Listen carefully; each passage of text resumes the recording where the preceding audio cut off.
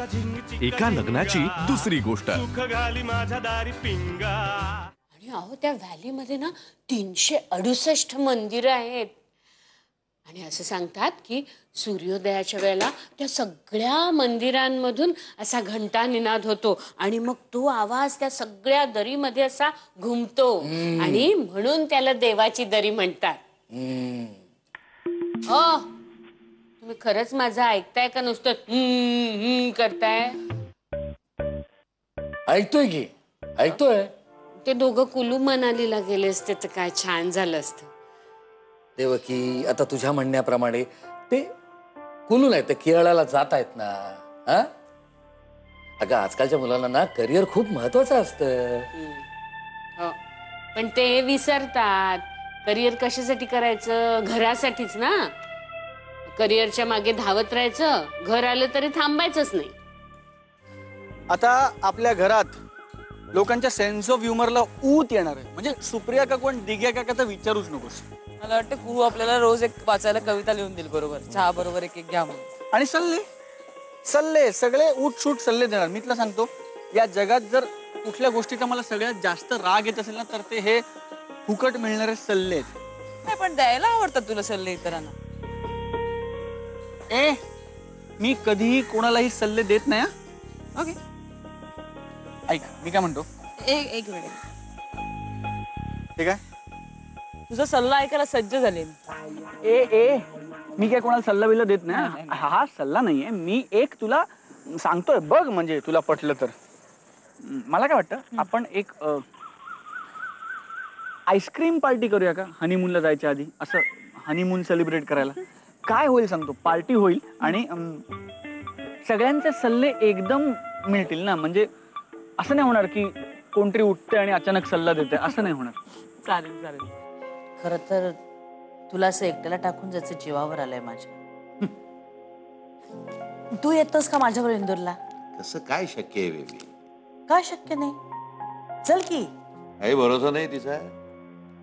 आपले जावई बापू समजूतदार आहेत म्हणून सगळं आतापर्यंत तरी व्यवस्थित चाललेलं आहे। मला नाही बेबी, ते सगळं मार्गी लागल्याशिवाय मी नाही येऊ शकत।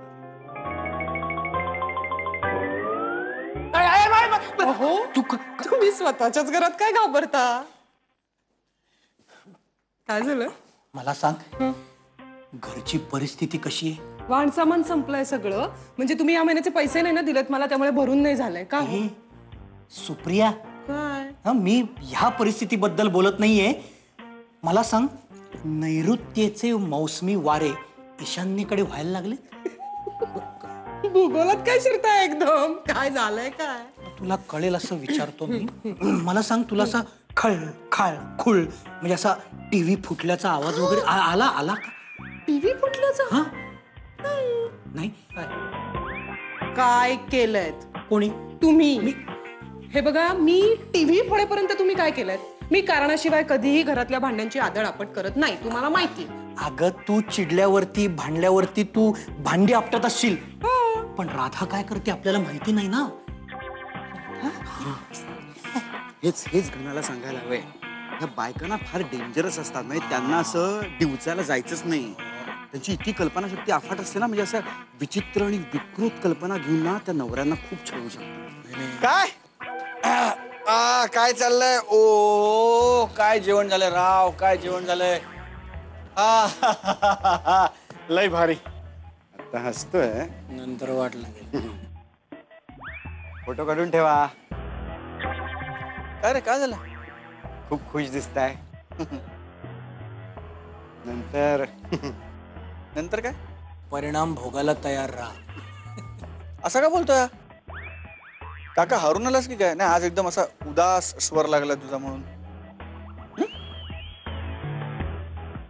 राधा, काय रे?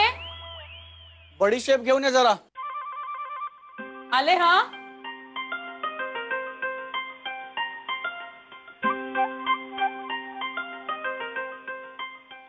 किती उशीर?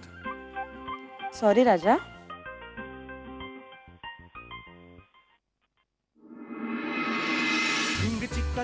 एका लग्नाची दुसरी गोष्ट। सुख घाली माझ्या दारी पिंगा।